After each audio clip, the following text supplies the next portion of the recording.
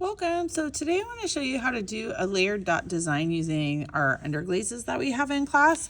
So first off, you want to choose your colors that you want. Usually I try to start with the lightest colors first, but if you test out what you're doing, then it just kind of depends.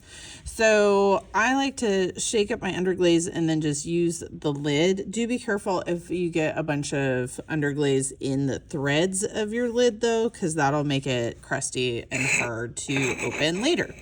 So I'm gonna start off by finishing off this row right here. So I started with my peach because that was my lightest color. So I'm just gonna take a small brush, and I personally I'm gonna start with my biggest blob. Now I just want it to be kind of thick, so I don't have to do multiple layers. So I made it kind of nice and thick and blobby. Now for the little dots, I'm just literally gonna scoop and dot and scoop and dot and scoop and dot. There's a lot of scooping and dotting, scooping and dotting. Now you can use the back end of your paintbrush as well for some of this. It just depends on like how thick your underglaze is and just, you know, what shape and size you're going for. So I've added on that one. So once you're finished with one color, then go get your next color. So for me, that is gonna be my medium blue. So I'm using this medium blue, and again, I'm just gonna shake up the underglaze so a little bit is in the lid, and I'm gonna use the lid. Now you wanna make sure that the previous row is dry before you add on your next layer. And for the bigger areas, again, I'm just gonna kind of fill my bigger area in and then add a little extra just to make sure it's nice and thick. And that's part of why I do my lightest colors first, is because it's a little bit easier to make sure that the darker colors show up over the lighter colors. If you did like white on top of black, it might work depending on how thick it is, but you'd have to do your own testing to find out if it did.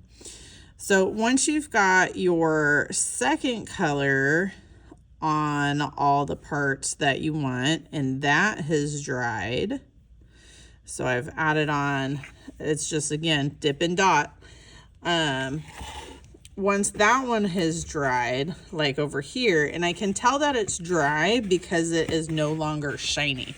So you can see this one right here is shiny and this one is not. This one over here is dry, this one's still wet. This one right here, that black, is just a little bit wet still. Right? So then for me, my next color on top of this is gonna actually be that black color. So I wouldn't want to try to paint on top of this one because it's wet, and my colors would just mix if I did that. But on this one over here, because this one's dry, I can go ahead and do this one. So usually with this technique, it ends up actually going a little bit faster than you think it is, because by the time you're done with that first color, the first part that you painted is dry and ready for the second layer. So I'm just adding the little dots on. And if you're like, oh, I'm not sure, you know, if I can make the smallest enough dot, you can use the end of your needle tool to make the dots too. That would work. And then decorate it how, you know, make it fancy.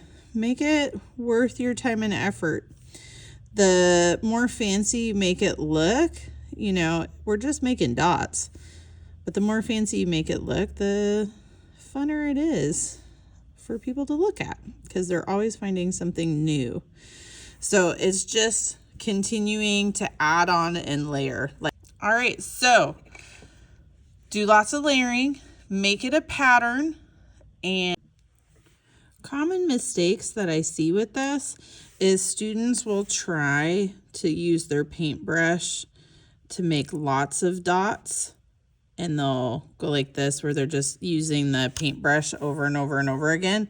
The problem with that is you're not getting enough glaze onto your project. You're not actually making like a dome or a little drip of underglaze. You're only making a tiny little thin patch of underglaze. And if you do that, it's not going to show up with the same intensity as if you dip and dot for every single one.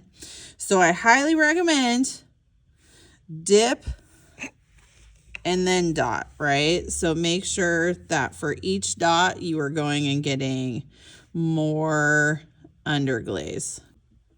Another thing that I've noticed is if your paintbrush gets too loaded with underglaze and you're having a hard time keeping your dots small, an easy way to fix that is to go rinse off your paintbrush in the sink so that it doesn't have all the glaze loaded in the bristles, and that'll make it so it's easier to make a smaller dot.